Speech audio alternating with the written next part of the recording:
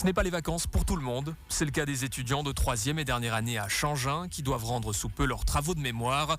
Alexandre Stoffer est l'un d'eux. Il a travaillé sur les différentes cuves pour la vinification du vin et l'incidence de la matière sur l'expression du cépage. Alexandre Stoffer.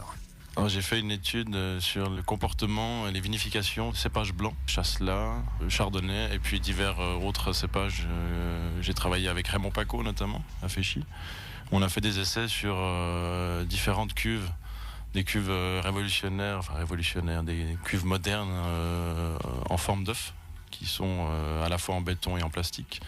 Et puis l'objectif, c'était de voir quelles étaient les différences au niveau organoleptique à la fin. Il y avait eu des analyses sensorielles à la clé, et pour voir un petit peu qu'est-ce qu'il en ressort, si c'est quelque chose de loufoque ou si vraiment ça apporte quelque chose au niveau des vins. Peu de résultats concluants au niveau de la vinification, au niveau du comportement du vin. Par contre, en analyse sensorielle, il y a quelques résultats qui permettent de voir qu'il y a certaines différences d'une cuve à une autre.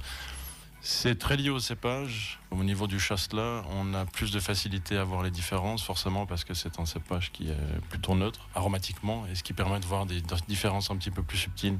Propos recueillis par Rodolphe de Marco. La météo, temps ensoleillé et très chaud aujourd'hui.